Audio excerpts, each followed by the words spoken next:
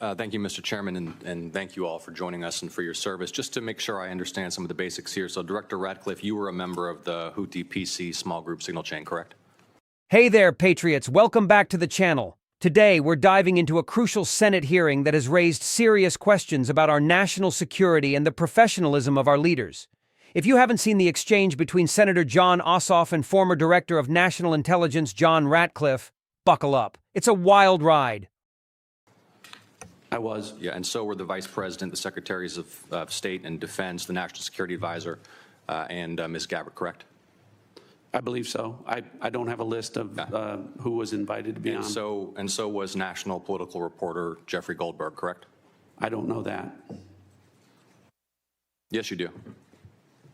I don't know Jeffrey Goldberg, and I've already testified.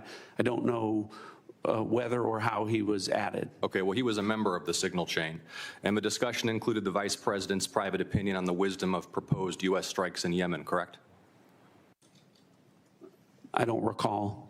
Vance, quote, "I think we are making a mistake. I am not sure the President is aware of how inconsistent this is with his message on Europe right now. There was a strong argument for delaying this a month."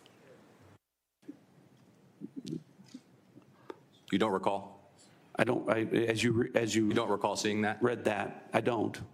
It included the private opinions of the Secretary of Defense on the timing of strikes in Yemen, correct?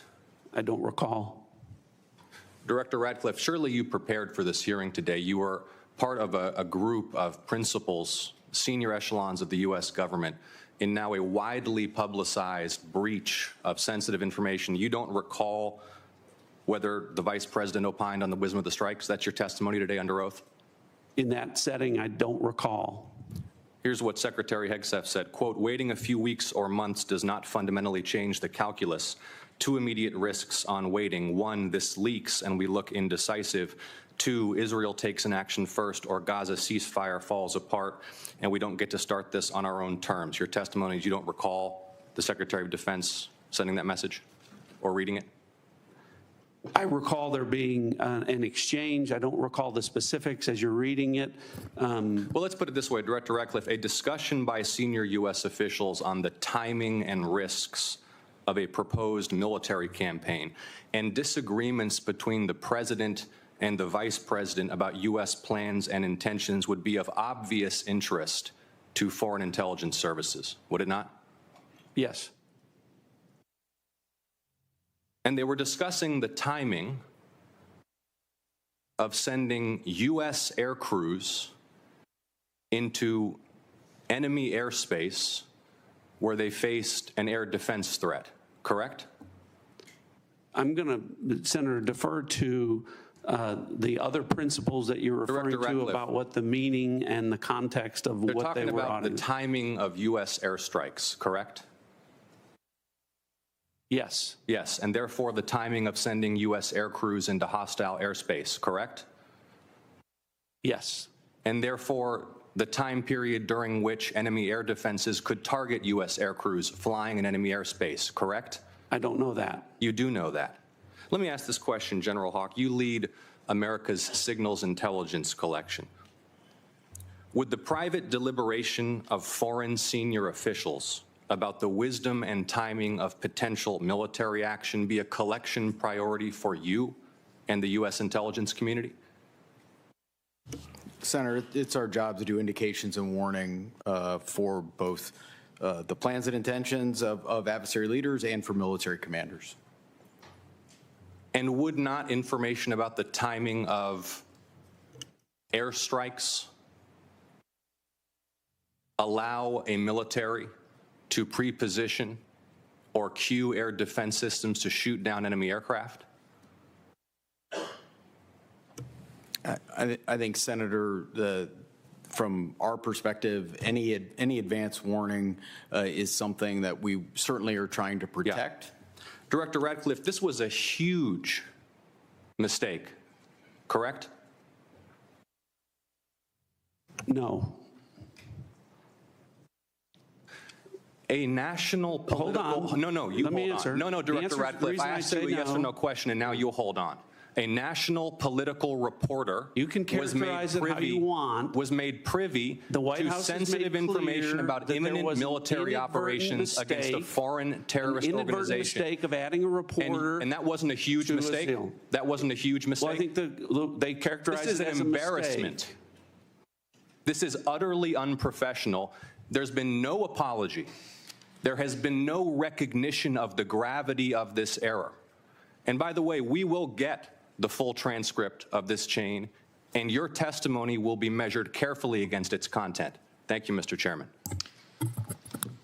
I thank the witnesses again. Wow, can you believe that? Senator Ossoff was relentless in questioning Ratcliffe about his involvement in the so-called HouthiPC small group signal chain.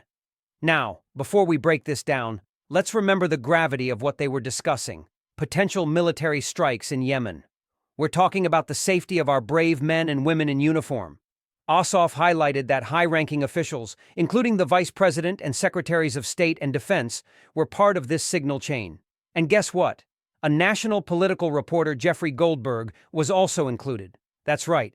This is sensitive information that should have stayed within the highest echelons of government. Now Ratcliffe claims he doesn't recall specific messages. Really? As a patriot, I expect our leaders to be prepared for hearings like this. How can we trust someone who can't remember critical discussions about military operations? This isn't just any meeting, it's about the potential lives of our soldiers. Ossoff quoted messages that showed the vice president was concerned about the timing of strikes in Yemen. He pointed out that it might send mixed signals about our commitment to Europe. This is what I find infuriating. When our leadership is more worried about optics than about decisive action against threats, we're in trouble. And then you have Secretary Hegg stating that waiting could make us look indecisive. Folks, that's a huge red flag. In a time when our adversaries are watching our every move, we can't afford to look weak. Yet Ratcliffe downplayed these concerns, calling it merely an embarrassment. An embarrassment? No, it's a potential national security risk. When General Hawke was questioned, he confirmed that knowing the timing of military operations is crucial for our intelligence efforts. This is exactly why we need to keep sensitive discussions tightly controlled.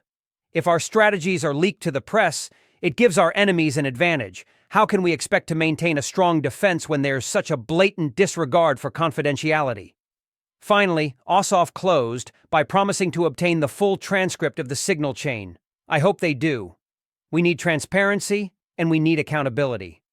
Ratcliffe's inability to recall key details raises serious questions about his competence and about the integrity of the information shared in such meeting. As right-wing patriots, we must demand better from our leaders. We need strong, decisive action. No more games, no more leaks. Our national security is not a political game. What do you think, patriots? Was it a huge mistake to include a political reporter in sensitive military discussions? Should Ratcliffe have been better prepared? Let's talk about it in the comments below. Don't forget to like, subscribe, and ring that bell for more patriotic content. Stay strong, stay informed, and as always, God bless America.